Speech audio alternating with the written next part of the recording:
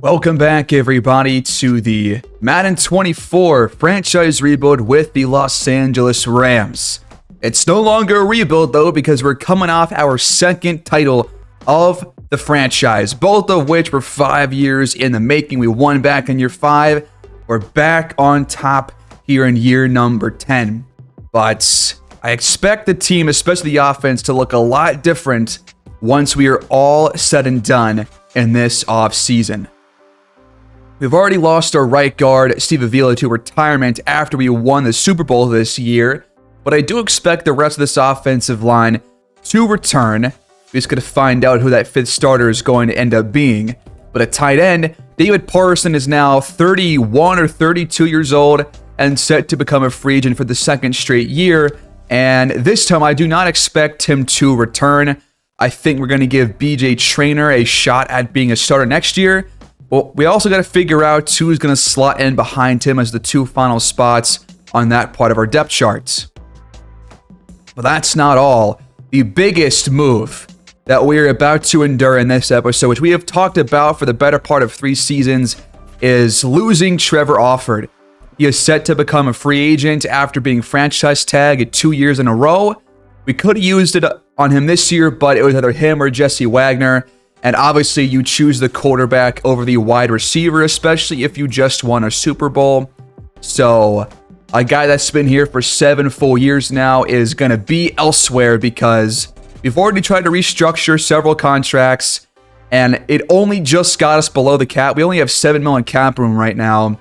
So, the odds of us restructuring that many more deals to create enough room to bring him back is very, very slim. In fact, I'm probably not even going to try that, so we're just going to accept Trevor Offord, moving on to greener pastures after several awesome seasons, was injured this past year, would still put up 12 touchdowns, and would have won best receiver if he would have not gotten injured. So after all these 7 seasons, after all this stuff, after 3 Pro Bowls and a 2031 Best Wide Receiver Award, I think his time here's done. We're also going to lose another receiver, Morgan Steinemeyer, who had one of his best games of the entire series in this last Super Bowl win. But he is also set to become a free agent, and we just don't have the money to bring him or really anybody else back that is set to become a free agent. So after 5 years here with us, he is going to head elsewhere too. So the only guy that's going to return on our receiving core that got a lot of playing time last year is David Jackson. So he is 95% going to be our number 1 receiver entering next year. He's also entering his 8th year in the league. But I got a feeling that if he can produce this well as our number 2 these past couple years, this guy could really come in as a number 1 and could really give you some good production. It's just who can we bring in as the number 2 and 3 receivers to help him out and also help out our new X-Factor quarterback, Jesse Wagner, who we still don't have a long-term deal established with yet. He still is trying to hold out for a better one, but that no income tax motivation is definitely not helping us out. On the other side of the ball, though, most of these guys are going to return. The only guy who is said to become a free agent as a starter, well, there are 2 of them. There's Tremaine Candidate, who had a breakout year this year, by far his best year in terms of pass rush, 12 sacks when he had 15 total in his first 3 years. So he's going to get a bag somewhere else. We don't have enough funds to bring him back either. And we're also going to lose our number 2 corner again, just like last year, Damon Johnston. So we got to figure out who can we bring in to be the new number 2. Does Frank Drummond, did he show enough in the Super Bowl or the playoff run to maybe make a case for him to be our new number 2? I think it's possible. He played very well in the slot for us, but maybe that's where he's just better fit full time. Got to think about corner in the draft. So again, we are mainly going to see some offensive changes here in this offseason, but there will be 2 new starters most likely on the defense entering next year too. So no shortage of change in this offseason.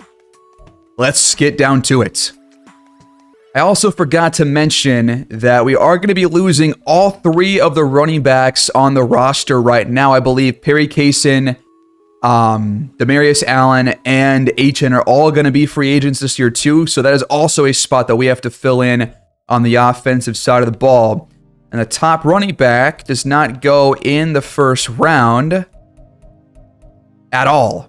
And right now, they see us taking a right guard with pick 32. That is possible. We'll see. Oh yeah, I forgot about this. We also traded away our 2, 3, and 4 last year during the draft, I believe. So we only have 4 draft picks. We are in a pretty tough spot here. So because of that, I think we're going to have to restructure at least a couple more deals. And I think we already restructured Quincy Baslines last year, but if we can adjust it one more time and push this back to the 2034 cap, we could create some room here as well. And we're going to do just that. Without further ado, let's go see what teams are offering to who. And we're going to see who is in the top running for Trevor Offord and Jermaine Kennedy and all those players. We're going to have 14 million cap room, so we have some to spend. We can fill at least 1 or 2 positions. And Trevor Offord is the top free agent across the board. He's got 19 offers right now, but we're not one of them. But other guys do have interest in coming over here, like Nick Bosa. I mean, he could be that candidate replacement, but he wants twice as much cap room as we have to spend. There is fullback Jimmy Clifton who wants about $6 million per year. That's not happening. Stroud is a free agent. We're seeing a lot more quarterbacks in these last, 4 to 5 years, like Mahomes, Lamar, even I think Joe Burrow and Josh Allen have all been free agents these past couple of seasons. Andrew Thomas is here. There's a corner, Jamie Cooper, but that would take off almost all of our cap room. I don't think this team needs a, high-level number 2 corner based on the rest of our defense. So it's not a necessity for me. But a lot of these older guys want a lot of money, so we probably can't go after, any top 20 players here. We go after Ben Banks, we only have 2 million cap left. Brock Purdy's also a free agent. There's a center, Kurt Dunn. There's also Doug Carter. This guy could be an option. He's got no other offers right now at right guard. He's 28 years old. I think he would be a really fine replacement, especially because he's a scheme fit. And it looks like he could use some better run and pass block power, but the finesse is there, and that's what we're looking for. Only allowed 4 sacks last year and 2 each year prior to that. I think he's a proven veteran. I will at least consider offering him. And by consider, I mean I will offer him probably a lower deal than he wants, but can at least offer a slightly cheaper one and see if he bites on it.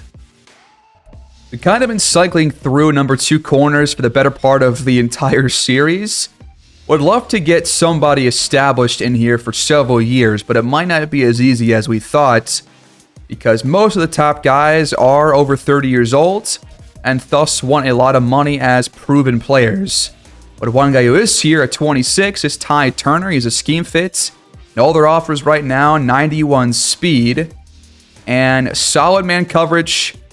It's gonna be it's gonna suck to have 2 corners with him and Drummond both who might have low zone coverage, but I think gotta bite the bullet here, trying to address as many spots as we can. And I'm definitely down to offer like a 3-year deal. But if we sign both Carter and Turner, we now have essentially no cap room left to make any moves. We evaluate once, and now the Bills are in for Turner, but neither guy took the offer. We'll do it one more time because we're just trying to focus on these 2 contracts. And it looks like we're going to get Doug Carter at right guard. So welcome. The 28-year-old 6'4" guard will join us on the interior. I think he'll fill in pretty squarely for Avila, who is obviously a longtime player for us.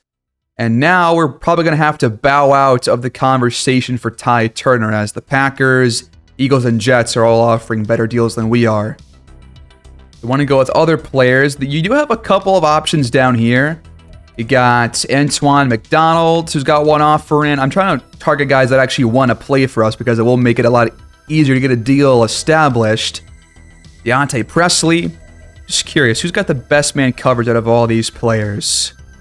Looks like it's either going to be McDonald or Presley. And Presley has higher speed and better zone coverage, but not the press. But I think he's a year younger.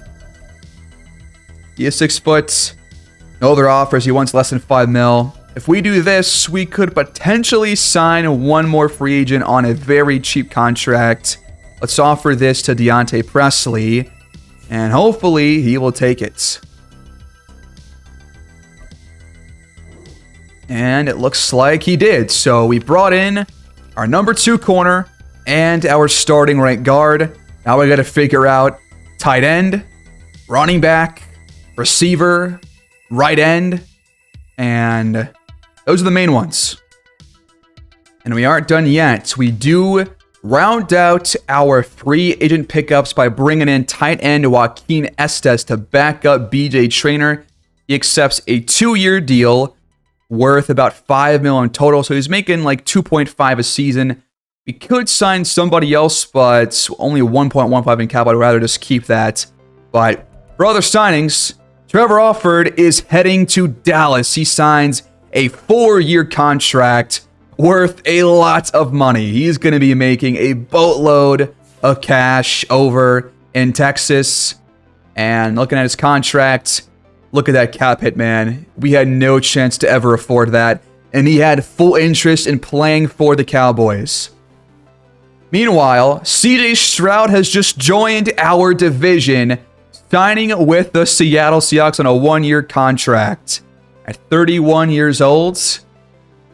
And then Andrew Thomas heads to New York. Jamie Cooper, I think, is returning to the Giants. I think he played there for most of his career, if I recall. Maybe not. He played for the Cardinals. Glad to see him leave our division then, I guess. And then you got Candidate heading to the Browns. So he pens a 3-year contract with them. And his cap hits is going to be about $10 million cheaper than Trevor Alford.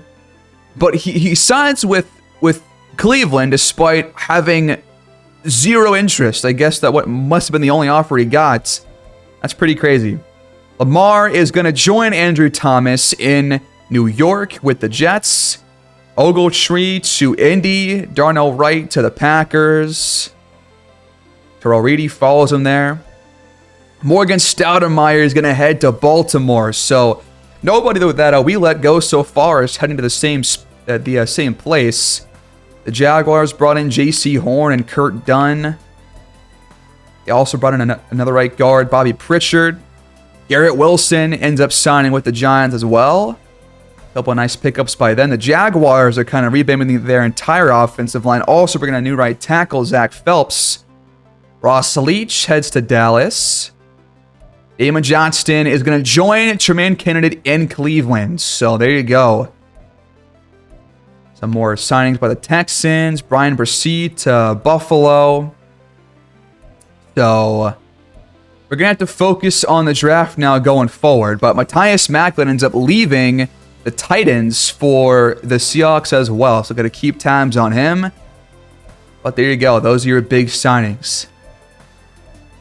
And wrapping up free agency, Nick Bosa ends up signing with the Patriots. That makes a whole lot of sense with his mindset and where he's going. Don't ask me to elaborate any further. What about any other big signings? We've already seen all these ones. There's a couple players still available as free agents. Mike Onwenu also heads to Cleveland, so another top signing by the Browns. And we've seen essentially all these ones. The Giants bring in another right guard, Hunter Walton. Brock Purdy is going to, I believe, return. No, that was a different series of mine. He is going to head to the Commanders. I did trade him there in my season-by-season rebuild on my second channel, but aside from that signing, any other big ones that we missed? I don't think so. And funny enough, we actually do have Perry Kaysen under contract for, I think, 1 more year. We also got a practice squad player on the roster currently, so we only got to draft 1 running back. And with Perry Kaysen, I think it makes sense to probably take a later round pick at running back and go receiver in the first round. Although there is 1 running back that I think could make a case to go in the first round. And that's going to be Antonio Blackshear, who we talked about a few episodes back during the regular season. He's only 5'8", but he is a receiving back. He's got really good catching. He's got a round 1 talent with elite acceleration, top speed, like top 6, top 10 among running backs, elite chain of direction, good jumping, solid agility. And he's also a pretty good pass blocker, so he's kind of the perfect 3rd down back and could be a full-time back with the A awareness, although the ball carrier vision is kind of low. But if we draft a guy in the first round, he's going to be a starter, and just got to figure out if it's going to be a running back or a receiver. We're going to use our private workouts to round out profiles for several potential first-round receivers who aren't supposed to go in the first round and could drop later in the draft. But only one guy I think that I saw was supposed to go in the first round, and that was Daniel Waters and maybe Gordon Harrell. But if you look at these other guys, we have some profiles nearly completed, so let's try and round these ones out. I'm definitely intrigued by Amari Sawyer. Gabe Taylor could be that replacement deep threats. And then the last one we'll use is going to be between either Javier Lowry and Deontay McCoon. So McCoon, C catch in traffic, B deep threats. He's 5'11", with good acceleration, 440, 640, really good athletic profile, and good injury, good kick return. Route running is probably not going to be too great, so he's a decent option, at least based on that part of the profile. Then there's Javier Lowry, who also has C catch in traffic and B release, elite agility, a better 40, great acceleration. I think I like Lowry a bit better, actually, with that A spec catch. That's pretty impressive, and B deep routes.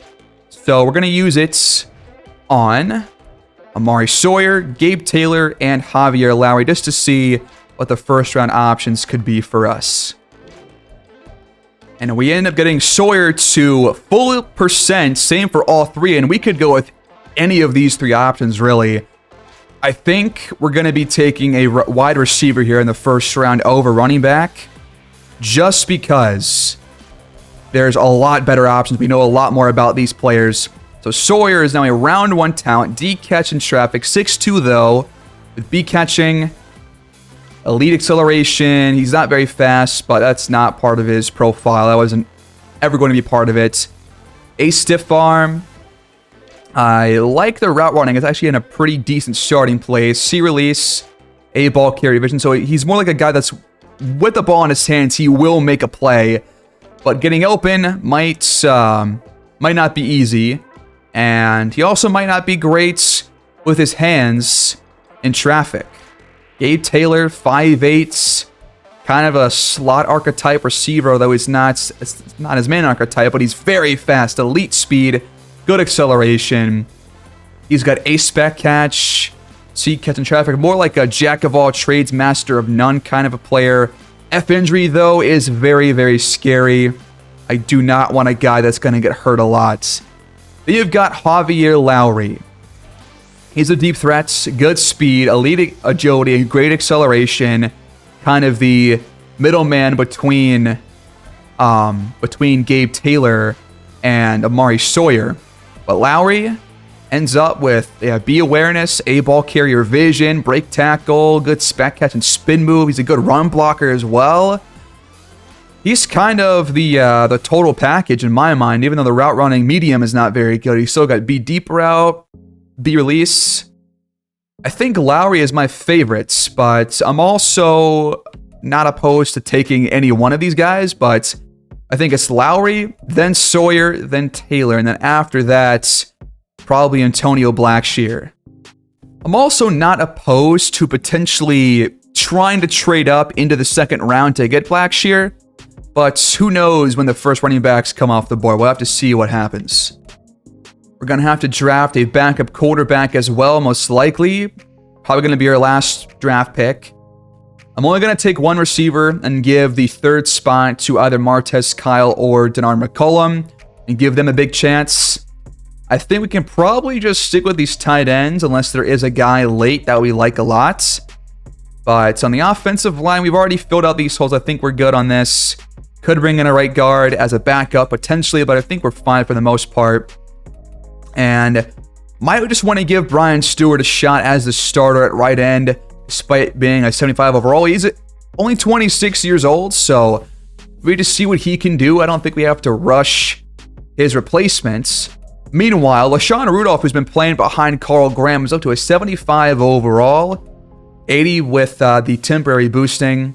So I think we got to think about, obviously, like I've been talking about, tailback, receiver, and then think about a backup quarterback. And that might be our focuses for this draft. The 2033 NFL Draft is underway, and the Saints have the first overall pick. And with it, they end up selecting Sean Lewis out of Boston College.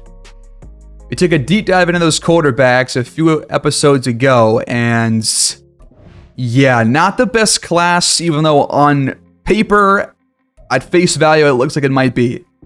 The Jets at 2 go with a linebacker, Josh Hobbs, while the Browns go offensive line. The Niners end up going with Xavier Cooper, and instead of a quarterback to replace Brock Purdy. Interesting decision there. The Eagles take Thaddeus Hudson as expected out of Louisville. Julian Love taken by the Panthers.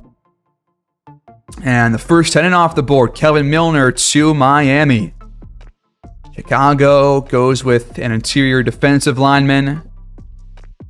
The first safety off the board is Brandon Michaels out of Penn State. And the final pick of the first 10 is Daniel Waters, that top receiver drafted by the Seahawks. So we're going to be seeing him. And we're also going to be seeing Gordon Harrell, who went to the Cardinals just after the Seahawks selection. So 2 receivers off the board. There goes Andy Looney. And now the third quarterback, Tyrone Chase-Son, or I think the fourth quarterback, actually. He heads to the Commanders.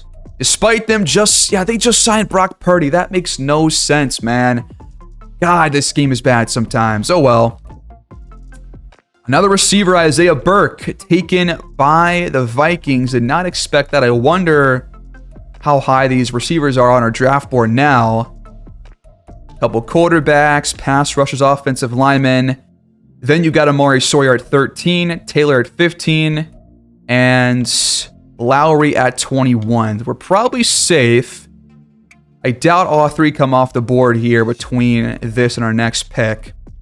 But there goes Nicholas Brennan, the undrafted talent. Horrible selection by New England.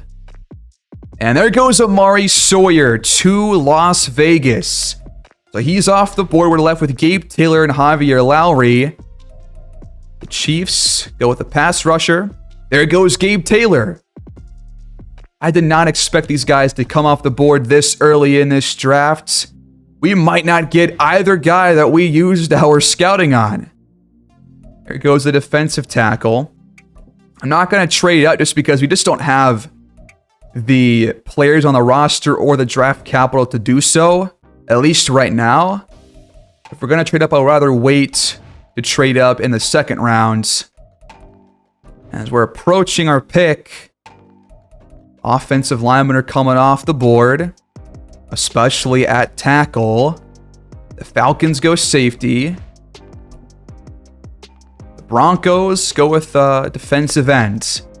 We're only a handful of picks away. There goes Kevin Triplett, man. Every quarterback came off the board here in the first round, to my surprise. I was thinking about, before I saw how many picks we had, I was thinking about potentially taking him in the second round or the third round in case we end up losing Jesse Widener, which is probably going to happen once you run out of franchise tags. And there goes Lowry, just 3 picks before us. Oh, man. All the guys that we used our scouting on are off the board. except for Antonio Blackshear. The Titans at pick 31. They select Quan Andrews, and now we have a really tough choice to make. I've got a feeling that Deontay McCoon is probably also either around 1 or 2 talents. But there is also an option here with Cardell Belser, a slot archetype player. And he's got A catch in traffic, B catching, but also F deep route, F release. But looking back at Deontay McCoon, who we could have used our scouting on, but I just wasn't sure who was going to go first or not. But he's got the athletic profile, he's got the speed, he's got the A injury, which I really like, he's got the release. The awareness is probably towards the high end. Don't know about the route running all too well. I think I would rather take a receiver over Antonio Blackshear at running back, just because receiver is far more important. And if the offense wants to keep this high level up going into next year, then we're going to have to pretty much replace Trevor Offord. So it's going to be a tough choice here, I think, but we're going to make it. Deontay McCoon is going to be the selection out of Michigan. These guys don't often pan out. He is 23. But hopefully he can have some immediate ability on the offensive end. Welcome to Los Angeles. Deontay McCoon, hidden developments. Thank Christ. 91 speed, 94 change of direction. Thank God he's hidden dev. That makes me a lot less worried about what his overall might end up being. Alright, as soon as I see the first running back go off the board, I'm going to see if we can potentially trade like one player away just to get a draft pick in the second or third round to take Blackshear. But I'll come back once one comes off the board. Did not have to wait very long. With pick 6 here in the second round, the Panthers selected Ben Collins. And Blackshear right now, on the overall board, which is not exactly accurate, but at least gives you a general idea of where players might be taken. He's not in the top 23. There is Jakari Lowry, who is, I think, ranked above him on the board, and that is the case. You probably could go with really any of these top 3 players or top 4 players, and you probably get a pretty decent back. But Blackshear is like the overall guy. Like, he has the skill set to be good in every facet except power. Gonna try and get all the way to like pick 20 here in the second round before we try to talk about a move up. There goes Floyd Pace off the edge. Ball trainer at right guard is taken by the Patriots. 4 offensive linemen. There goes Lowry. So now is the time to move up to get Blackshear. If you really want to revitalize this offense, then that's what you have to do. We almost got a deal done here, but I'm not sure we can really afford to give up more than 2 future draft picks because we've been doing that the last couple of years. We can't keep kicking the can down the road. At some point, it's going to come back to bite us, and I think this year is where it's probably going to happen. We're so close, though, to getting a deal done. They have running back as a top 5 need, but they also have 2 other really established guys. They got Jimmy Hartwell and Isaiah Gay, who's only 24 years old. If they go running back here, I'm going to be sick to my stomach. The Ravens pick right after the Steelers, and they don't have running back as a need. They do, however, have left outside linebacker and defensive tackle as a need, and we could potentially ship off LaShawn Rudolph plus a pick or 2 and see if that gets it done. It's a little bit over halfway, actually, so potentially could get a deal done here. Let's go see who the Steelers end up selecting. With pick 19 in the second round, they take Sean Barker. Let's try and strike a deal with the Ravens here.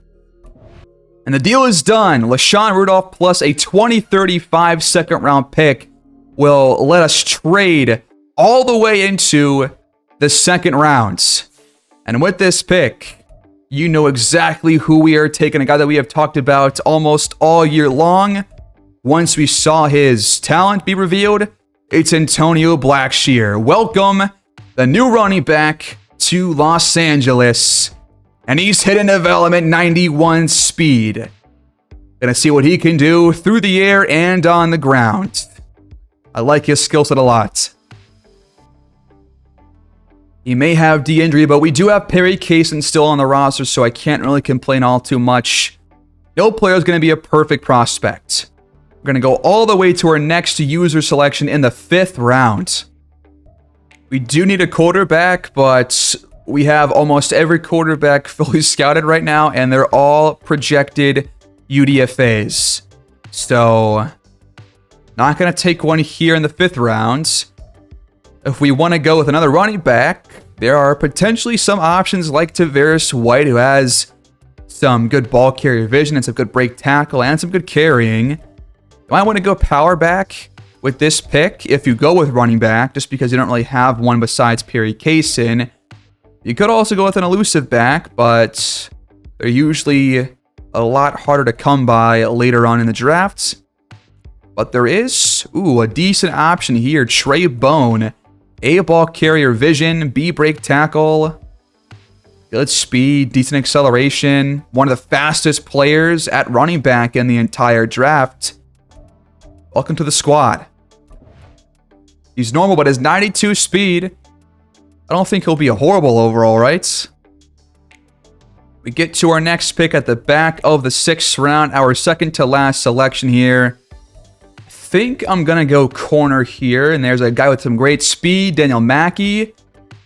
Second corner in the 40-yard dash. The press is not very good. The play work's not very good. He wouldn't really get too much playing time in his first couple of years, but at least could be some good depth for us and could potentially be a starter down the line. And be catching. Don't open the man coverage, but see zone. We need at least one guy that has decent zone coverage besides Richard. So let's go after Mackey here. And then go with quarterback with our last pick. And he's got hidden development. Okay. Did not expect that. So that's awesome. 93 speed too is nice. And the last pick of the draft, Mr. Irrelevant, is going to be a quarterback, just like Brock Purdy. And we are going to bring in the 5'11 scrambler, Eddie Cunningham. Welcome to the squad. He is got a lot of work to do, but he's normal dev, 84 speed, 85 throw power is not great. 23 years old, but had to make this pick to round out the roster.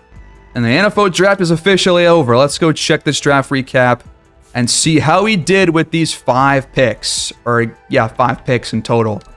Here we go. And our first 2 picks were pretty damn good. Deontay McCoon ends up being a 73 overall player with hidden developments. And I like the deep route being that high out of the gates. I mean, usually most receivers that are this high overall are usually pretty well-rounded, and that is the case here for Deontay McCoon. Did not think that he was going to be the guy that we end up taking, but all the other guys were off the board by pick 32, so he was the selection. He does not have any possession catch or aggressive catch, which I do like that for our receivers, so hopefully it's not a problem, but decent catching traffic. They're all in a pretty good starting place, except for the short and medium routes, but the release is pretty nice at 80 coming out of the draft. That's not common, and 95 injury is going to really help this guy out. Hope he's a lot more healthy than Trevor Offord was in his career. But arguably a better pick was that of Antonio Blackshear in the 2nd round. A trade that I think is going to really pay off for us after seeing his overall hidden development, just like Deontay McCoon. And he does have possess and catch. He's got 91 speed, good agility, good ball carrier vision, and has some really amazing juke moves out of the draft at 86 without the temporary boost. And honestly has some strength to him, although at 64, it's not going to be great for the stiff arm or the trucking. But there is some power behind his legs at least. But we're going to work on the power for him to make him the best all-around back possible. But I really like this guy. And his motivations are going to line up with the Rams. Thank God. I do not want to bring in players, which you don't really know until you draft them, that don't want to return here. McCoon is going to have a lot of interest too. So thankfully, this time around, we're going to have 2 players that actually have high interest in returning. We also drafted Trey Boone, or not Boone, Bone, out of San Diego City. He's actually a pretty decent overall. He can actually play as our 3rd running back over that practice squad player. He's got 92 speed. The power and the strength are all pretty low across the board, but he does have some good carrying and ball carrier vision. The juke move is there as well. 86 injury. Not too shabby. I think he'll be a solid backup. And Blackshear's injury was pretty low. I'm curious what the actual number is for him. It's going to be 85. That's not that bad, but I guess most players probably don't go below like 80 or something, so who really knows. But then we had another hidden depth player at corner, Daniel Mackey, in the 6th round. And he's got 93 speed. The man coverage is going to be lacking for a while. So we're going to work on that as he progresses. He's going to be one of our focus scouting players to get him up to a good level once he actually starts to get some playing time. But he won't play in this first year probably at all. And then finally, our last pick, Mr. Irrelevant, was Eddie Cunningham, the scrambler quarterback. 63 overall normal dev. And you can pretty much see why. The accuracies are all over the place and need a lot of work. The throw power is low. The awareness is very low. He's definitely a project player. What about the rest of the draft? The first overall pick was Sean Lewis. He ends up having a hidden dev and being a 73 overall player, so actually better than I initially thought, although a lower overall than they probably initially thought. He's only a star dev player as well. We're going to save our hidden dev players for later on in the season. I don't want to spoil that early on, but Josh Hobbs went 2nd overall. You had a lineman go to the Browns, and he is normal dev. Rough pick there by Cleveland. That's interesting. The next quarterback was Thaddeus Hudson, also hidden dev, 74 strong arm quarterback. And he is probably star dev, and that is the case. And the first receiver off the board was Daniel Waters, a 76 normal development player. You might have actually got a better player than Daniel Waters with our pick with Deontay McCoon. 85 catching is very nice to have, so is the agility and the jumping. The release is kind of low, and the route running is honestly probably the best out of all receivers. I mean, it's not the end of the world. I mean, our quarterback, Normal Devin, is now an X Factor 4 years later. Next receiver off the board was also normal dev, Gordon Harrell, taken by the Cardinals. Elite acceleration. He's got both aggressive and position catch, which is what I was looking for, but you don't always get that. So after those 2 went, then another quarterback went, and that was Tyrone Chason to the Commanders, and he is a hidden dev quarterback with strong arm archetype, although probably the lowest overall of the quarterbacks taken at this point. He is also star dev, so right now, no real shocking quarterback development traits here. Isaiah Burke is also normal dev, so these first 3 receivers all kind of in the same boat, but he's also got both of those catching traits and 92 spec catch plus 96 speed. That is a hell of a combo. And then after that, you had Nicholas Brennan. I can't believe the Patriots made this pick. He is the same overall as Eddie Cunningham that we took with the last pick in the draft. That is hilarious. Now we're going to talk about the 2 receivers, or the 3 receivers that came off the board that we were thinking about taking. They were all pretty good, including Amari Sawyer, 75 overall with hidden developments. And not the best speed, but he does have possession catch, 94 acceleration, good route running across the board. So really solid pick here, 90 injury over in Las Vegas for Amari Sawyer.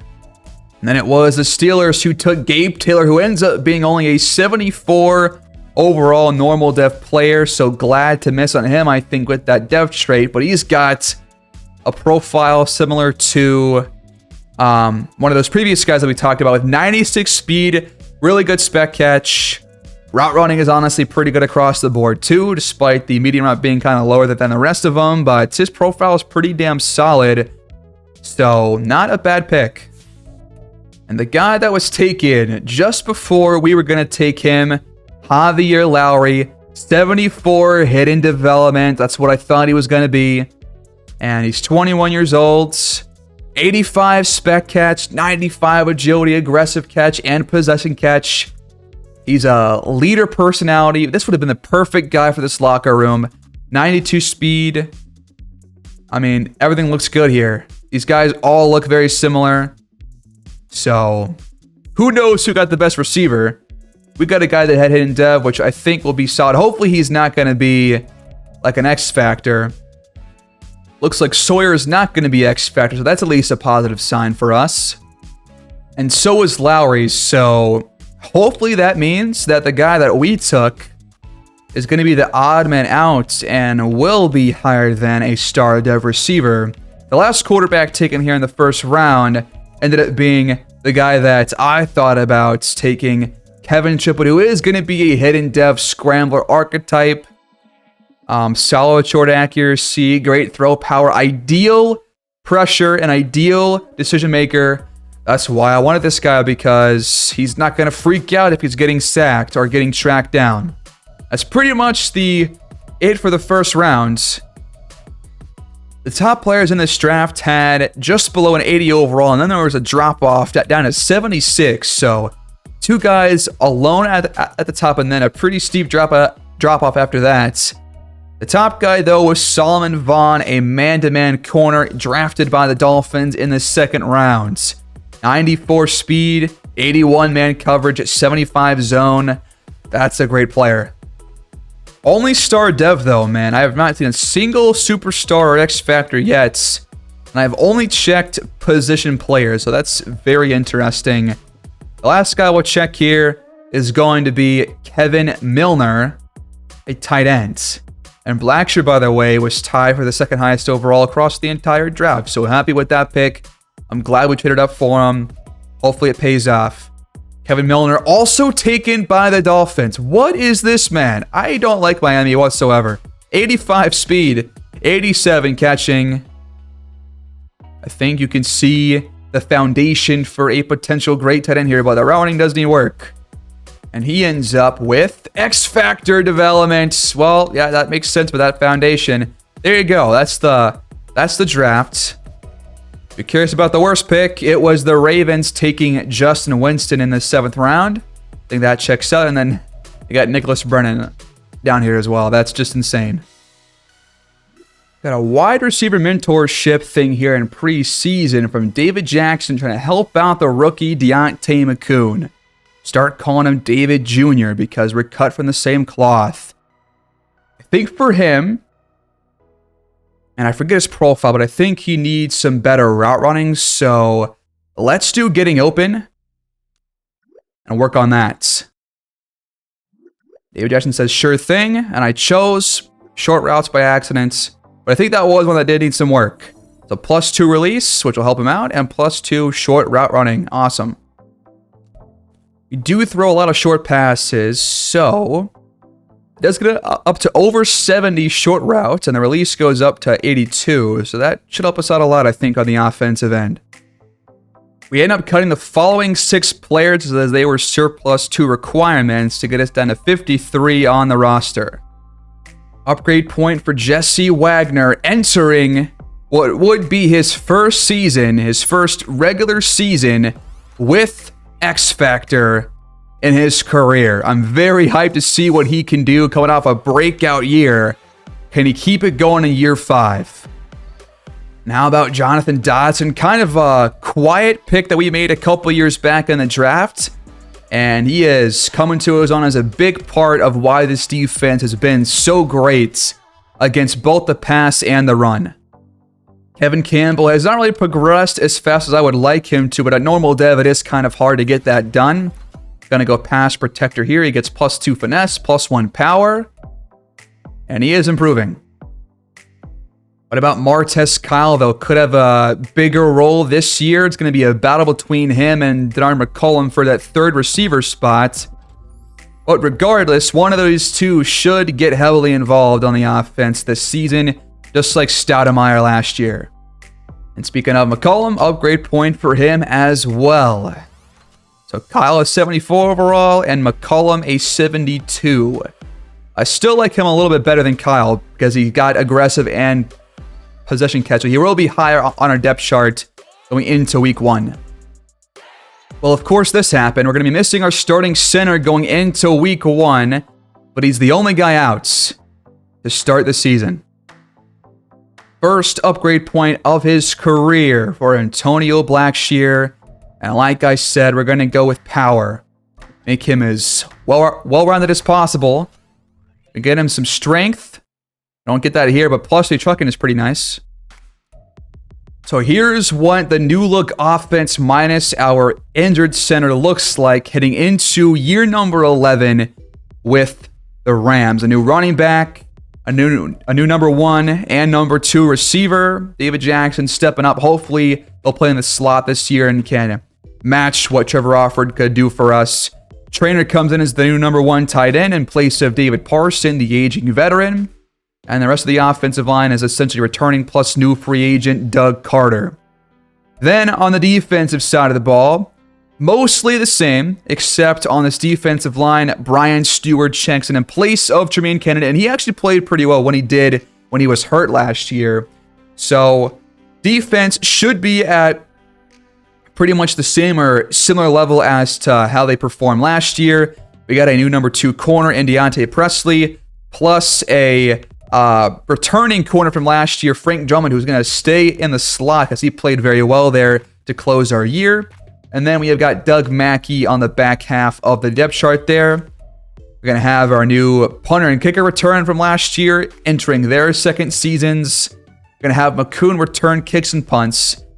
Specialist, the exact same as last year on defense, but we're going to have David Jackson as the slot guy this year and Blackshear as the third down back, and Perry Kaysen returns on the final year of his deal as our power back. And that's your depth chart right there. We're going to set our season goal as where we made it last year. Win the Super Bowl once again. We're going for a back-to-back season. And look who we're going to open year 11 against. It's a rematch of last year's Super Bowl. Tennessee wants revenge in week 1. And that's who we're going to face. Excited for that game just to see, because it could be a really good limit test for both teams to see, comparing us to last year compared to that game. How different does the team look? How different does this team play versus our championship winning team from a year ago? We're going to find out next episode, folks. We got a 91 overall defense and 84 overall offense. The Titans aren't too far behind. So week 1, a rematch of Super Bowl 67 to kick off year 11. I will see you guys there. Please like the video, subscribe to my channel, and leave your feedback down below with your thoughts on the offseason pickups, on the free agent acquisitions, and the draft picks that we made. And I'll see you guys next time. Peace out, and have a great day.